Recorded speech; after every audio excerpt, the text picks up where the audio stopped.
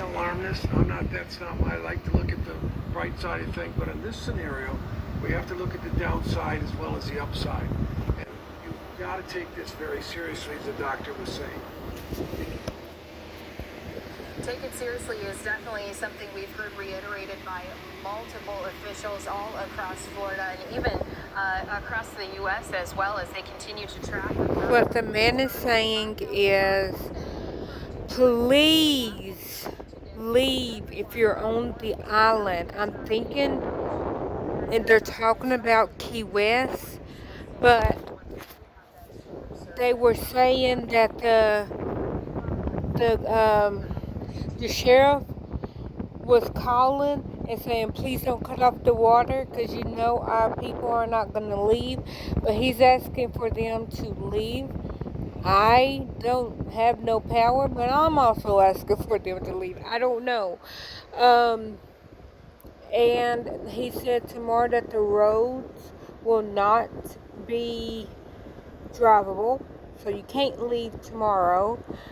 And they also said, I didn't get to turn on my camera fast enough, they also said that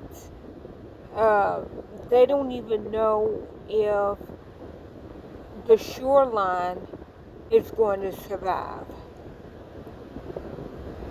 So, if you do live on Key West, and I don't know if they're talking about Tampa and Miami, I don't know, because he just said the island, please leave, please. Like, I know I don't have any power, but please don't stay, because if they don't even know if the shoreline is going to be there tomorrow, which today is Tuesday, if they don't even know if the shoreline will survive, and they said the roads are not going to be drivable, and that they will cut off the water so that you will be on Key West Island with no water, no TV, no food, because when they evacuate, they're hopefully not having to go back. That's how I understood that. I don't think that they're going to go back if they have, like, before it's time for them to go back. So if you live on Key West, or if that's what they're talking about, look at that. Look at yonder. Day after tomorrow.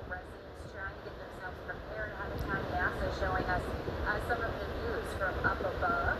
Quite a different look than sometimes what we see on our radars. But we do want to let all of our viewers know when it comes to coverage, we are keeping you in full alert and keeping you up to date on everything you need to know about. Thank you so much, you guys, for being here with us on Live Now from Fox. We do want to continue talking about Hurricane Ian as it's moving its way towards Okay, I was more than 2.5 million people to evacuate. Residents also need to keep themselves prepared and up to date as much as possible. Here to help do that with us is our former FEMA employee. We do have Mark DeVoe joining us here on Live Now from Fox. Mark, we appreciate your time here today. I know you and I were speaking a little bit about just why this storm in particular is so dangerous. Florida not seeing a hurricane like this on the Gulf side in many, many years, and it's also what comes with that storm more than just the wind. Yeah. I told Gary that it was going over, then it was going to shoot straight up, and he said, no, it shows it is curving. And I was like, how they showed it the other day was that it was going over up under Puerto Rico, but then it was immediately to shoot up from Kingston into Cuba, so Kingston, Jamaica, and it will shoot up through there, through Cuba, and go straight in through Miami. And that's what I was trying to tell Gary. He said, no, this shows that it's curving, and it is curving coming in from the Gulf, but it is also still, like, kind of going straight up, like I was saying, because I was like, Key West, because he's like, well, if it goes in like you said, he's like, Key West is going to be in trouble.